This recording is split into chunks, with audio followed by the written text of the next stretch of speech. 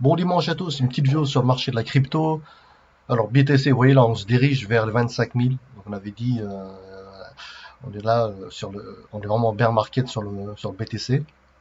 Alors concernant la bourse, en fait, on attend toujours pour relever le plafond de la dette, en fait, une sorte de pièce de théâtre qui dure tout le temps. En fait, est-ce que le 1er juin, les Américains vont faire faillite? Ça m'étonnerait, j'en doute parce que ça serait vraiment, ça serait vraiment une crise incroyable au niveau mondial si les États-Unis font faillite au 1er juin.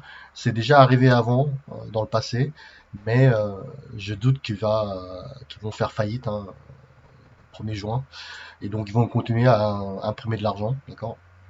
La planche à billets de nouveau pour sauver, payer les fonctionnaires, etc. Donc le plafond de la dette, c'est une sorte de comédie chaque année où lorsqu'on atteint le plafond de la dette, il y a le Sénat donc ils vont voter pour augmenter le plafond de la dette.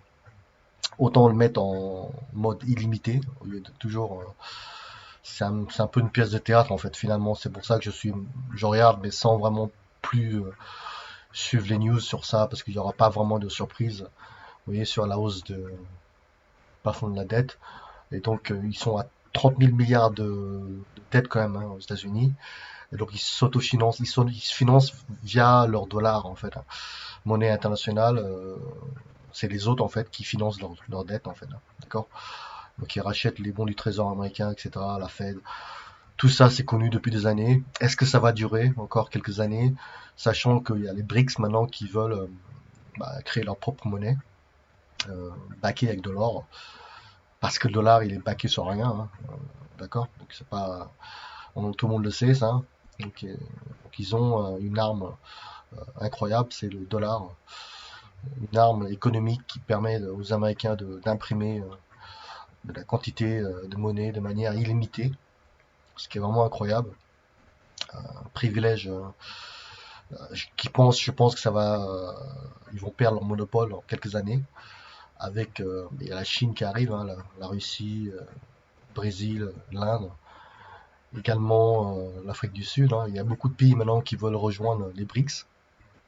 Et après, ils se rendent bien compte qu'ils n'ont pas besoin de dollars en fait, hein, pour trader du gaz, trader du pétrole. Clairement, ils n'ont pas besoin de dollars. Donc ils peuvent échanger en yuan chinois ou en devise russe sans problème. Donc oui, et donc je pense que à long terme, leur monopole ne va pas durer tout le temps, hein, parce que les gens commencent à sentir un peu le fait que le fait de détenir du dollar, c'est que vous pouvez avoir des sanctions en cas de lorsque vous ne suivez pas en fait la politique américaine. Vous vous retrouvez à être sanctionné parce que vous avez du dollar, d'accord? Et là, il y a beaucoup de pays qui se rendent compte que détenir du dollar, c'est un risque. Voilà. Concernant le dollar, alors sur le BTC, je pense qu'on peut arriver à 25 000. Après, je suis pas certain qu'on descend à 20 000, honnêtement. Peut-être s'il y a un Black Swan, on parle de crise, de récession, que la bourse va s'effondrer. Là, pour l'instant, ça tient plutôt bien et ça n'arrête pas de monter. Ce qui est étonnant, c'est que parce qu'il y a quand même la hausse des taux qui continue, et j'ai l'impression que par derrière, en fait, les banques centrales soutiennent en fait l'économie, ils réinjectent en fait, hein, de la monnaie en fait. Ce n'est pas vraiment officiel, mais on sait très bien que dans une économie d'endettement, le carburant c'est la dette. Donc, vous voyez, donc ils sont obligés en fait d'injecter tout le temps, euh, créer de la monnaie en fait, tout le temps créer de la monnaie, sinon le système s'effondre. Et c'est pour ça que la bourse continue à monter, à monter. Alors après, je sais pas quand on parle de peut-être un crack à la rentrée, je n'en sais rien. Personne n'a de date en fait. Et on va, comme en 2008, avoir une surprise peut-être. Décembre, septembre, je n'en sais rien. Pour l'instant, la bourse continue à monter. Et donc, s'il y a accord sur la hausse du plafond de la dette, et ben, le Nasdaq va continuer à monter, etc. Également le Dow Jones. Voilà, donc le Dow Jones on est à 30 000, 33 426 quand même, c'est quand même énorme, c'est assez élevé. Nasdaq 12 657, etc., etc. Alors l'or, concernant l'or tient plutôt bien. L'or avait chuté de 2050 à 1960 à peu près. Ça tient pour l'instant bien. Je suis pas certain qu'on descend à 1800. Honnêtement, j'en doute, hein. Peut-être on va aller toucher les 1900, possible.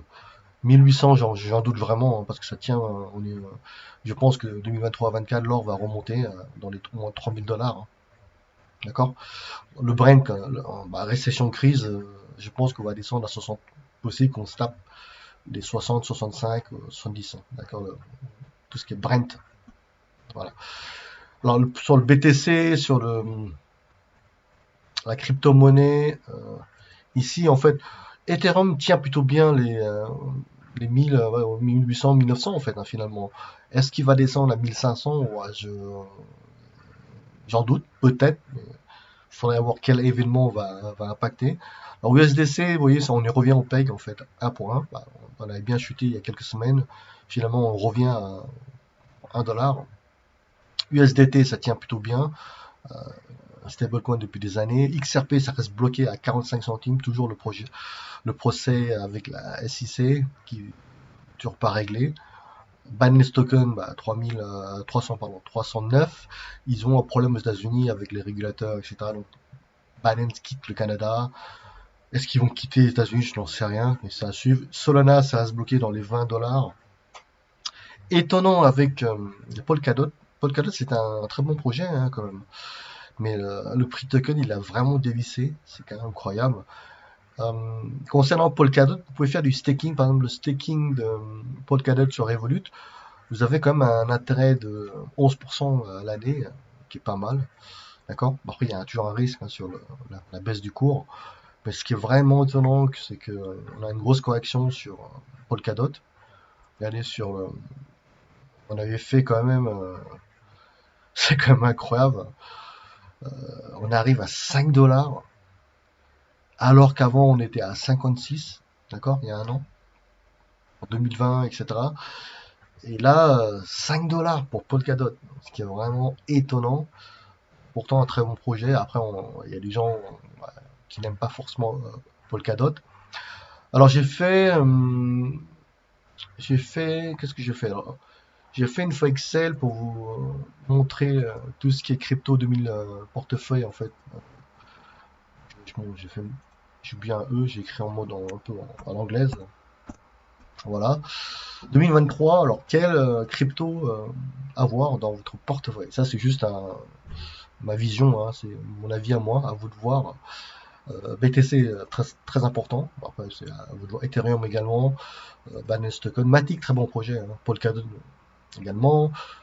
Oceans également. XRP, il y a un risque parce que la SEC, d'accord, le procès qui n'est pas fini. Theta, très bon projet. Solana, je pense quand même à l'avoir. Cryptocom, c'était une grosse correction parce qu'on avait fait 80 centimes, presque 1 $. On n'a pas tapé 1 $. Mais là, on a eu une grosse correction de Cryptocom à 0,06. D'accord? Après, les gens qui accumulent ou qui vendent, après, à vous de voir. Leur carte bleue fonctionne très bien. Ça marche, on a des cashbacks et les gens qui continuent à croire dans ce projet-là, Cryptocom. Donc, ils ont délivré, hein, donc il n'y a rien à dire. Hein. C'est un projet qui marche très très bien depuis 2017. Ils avaient fait un ICO, et ils ont délivré la carte fonctionne très très bien. Après, ils ont fait beaucoup de marketing qui a fait qu'ils ont dépensé beaucoup sur le stadium en Amérique. AAV, quand même un gros carnage, hein. On est à 64 $. À l'époque, on était monté dans les 400 à 500 $, je me rappelle. Gala également, ça à 0,03. Decentraland, 48 centimes. Sunblock, 52 centimes. Voilà, là, c'est en fait mon point de vue à moi, c'est juste les gros cryptos à avoir en fait dans un portefeuille. C'est pas un conseil d'investissement, après à vous de voir. Après, ce que j'aime pas dans les projets de crypto, quand la supply en fait, vous voyez, quand la supply elle est énorme en fait. Bon, on sait tous que BTC c'est 25 millions, d'accord, il n'y aura pas plus. Après Matic, vous voyez, c'est quand même énorme la supply. Bon, Ethereum c'est illimité, hein, je dirais. Binance Token également, Polkadot également illimité. Ocean, là, vous voyez, c'est un supply quand même énorme. XRP également énorme. Theta également. Sona illimité. Cryptocom, 30 milliards, me semble. Ouais, 30 milliards. AEV un peu moins, mais ça a bien corrigé quand même, ce qui est incroyable sur ce projet-là. Gala également, supply énorme. Oui, il y a beaucoup de projets, je trouve que les supplies, c'est comme délirant. Oui, pour moi, c'est une impression monétaire, hein. Quand la supply elle est tellement énorme, pour que les prix augmentent vraiment, atteint les 1 $, il faut vraiment avoir beaucoup de demandes, etc. Oui, après, les projets qui peuvent faire très très gros, c'est mais très risqués également, vous voyez, que j'ai mis à droite. Arbitrum, très connu ici. Le token, il a 1,15 centimes, d'accord. Optimism, 1,67. Moonbeam, également, mais très risqué ce projet également. Casper, 0,03. Illuvium, c'est un jeu, en fait, 3D, etc. C'est à vous de voir, 47 $. Stex, en fait, Stex, c'est un layer 2, en fait, de blockchain Bitcoin, 0,66. Est-ce que, à long terme, ça peut cartonner? Possible, possible, possible, d'accord? Possible. Il n'a pas de boule de cristal. Dogecoin, ça dépend quand même beaucoup de Elon Musk, hein, d'accord? On va voir après, là, 0,07. Fesh Artificial Intelligence, c'est 0,25. Également celui-là, 0,02. Jasmine Coin, 0,049. ADA, le problème, ça va être tapé presque 3 $, il me semble. Ça a bien corrigé à 0,36. Mais la supply est quand même énorme, vous voyez là. Énorme. Je suis pas non plus trop fan de ça. Après, à vous de voir, hein. MEX, le problème de MEX, c'est qu'ils ont, Elrond, ils avaient levé des fonds. En fait, ce qu'ils ont fait, c'est qu'il y a un an, ils avaient besoin de fonds, en fait. Ils ont levé des fonds en proposant du staking de MEX, du token MEX, d'accord? Sans avoir de projet clair, en fait. Sans avoir une roadmap claire. Et chaque fois, ils changeaient la roadmap au bout de 6 mois, etc. Et le token, il sert toujours à rien en termes d'utilité. Il n'y a pas d'utilité encore Elrond. Ils avaient fait un X-Portal, en fait, l'application Android, mais très très bien fait, rien à dire, hein, c'est clair. Pour l'instant, du coup, on se retrouve avec deux tokens, en fait, Elrond et MEX. Et MEX avec une supply illimitée, quasi illimitée, c'est complètement délirant. Et ils avaient proposé en plus des staking à des pourcentages, mais délirants, genre 450%, et petit à petit ça a baissé à 300%, 200%, et ça, pour baisser à 50%. Le problème, ils ont fait une impression monétaire qui est énorme sur MEX, d'accord? Et beaucoup de gens ont dumpé, ont vendu du MEX pour se débarrasser du MEX, en fait, contre du Elrond, pardon, d'accord? Et on se retrouve avec du token qui vaut plus rien, quoi. C'est-à-dire les gens qui avaient mis, par exemple, 1000 $, je sais pas, il y a un an sur MEX, ils ont fait du staking, ils ont reçu du MEX, ça vaut plus rien maintenant, vous voyez, ça vaut 0. Il y a 5 zéros après, 56, 36, c'est quand même un carnage, vous voyez, pour les gens, pour les investisseurs qui ont fait du staking du MEX et ont bloqué pendant 2-3 ans, c'est une perte sèche, quoi, une perte latente énorme. Après, est-ce que ça va monter à quelques, je n'en sais rien. Pour l'instant, il n'y a pas trop d'utilité du token MEX, d'accord. Après, il y a des fans, mais bon, je vois pas trop. Il faut suivre, hein. Après, peut-être que ça peut cartonner s'il commence à brûler vraiment, ça devient déflationniste et qu'il brûle la supply. Mais pour l'instant, il est quand même énorme. Après, c'est du poker en fait, hein, d'accord. Si vous voulez parier en fait, peut-être dans 1 an ou 2 ans, ça peut cartonner. C'est faire du poker. Après, c'est à vous de voir, hein. À vous de voir, est-ce que ça vaut le coup ou pas. Faites votre propre recherche. Euh, Elrond, c'est un très bon projet, mais on se retrouve avec deux tokens, MEX et Elrond.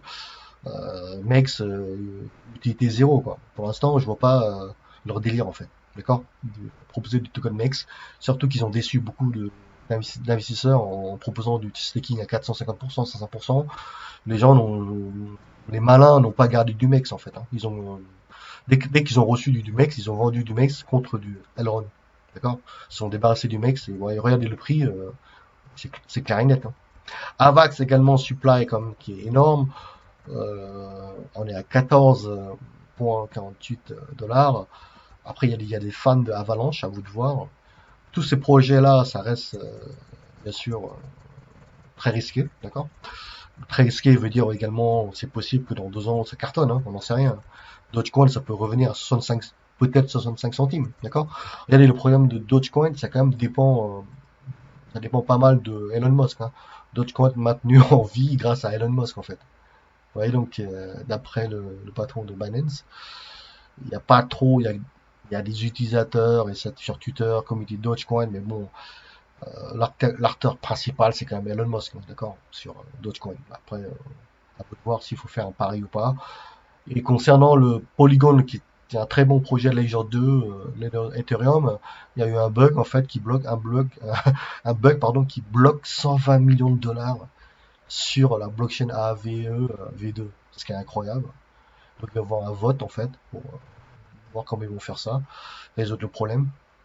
Euh, Hallucinant, d'accord. Également bon le projet, bon le procès pardon, Greg, ça dure, hein, j'ai pas trop suivi. Pour lui, il dit il est le créateur du Bitcoin, d'accord? Il y a des gens qui croient pas, hein. Après, il n'a toujours pas prouvé pour l'instant qu'il est le créateur, en fait. Alors, concernant le NFT, il y a des rumeurs qui disent que le NFT va repartir dans 6 mois, dans un an. Après, ça reste très très risqué, NFT, d'accord? On a eu une grosse correction du NFT qui vaut plus rien, hein. Il y a des projets qui vaut vraiment plus rien. Les gens qui ont acheté à des prix hallucinants et maintenant en 2023 ça vaut plus rien. C'est possible que ça repart dans 6 mois, dans un an. Après, c'est très spéculatif en fait, les NFT, d'accord. Voilà. Alors autre chose concernant ChatGPT.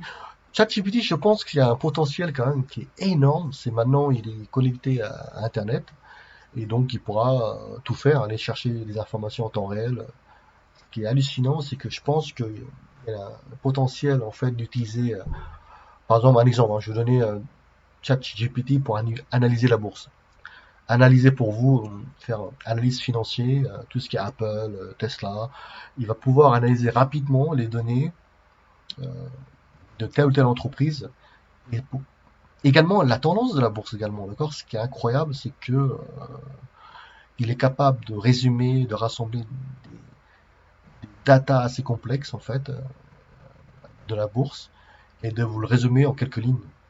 Et ça, je trouve impressionnant, ce chat GPT, pour 20 dollars. Donc, je trouve que c'est pas cher pour le potentiel qu'il peut vous donner en fait dans tel ou tel projet, hein. Si vous avez des projets, études de marché également, vous pouvez très bien utiliser ChatGPT pour faire des études de marché.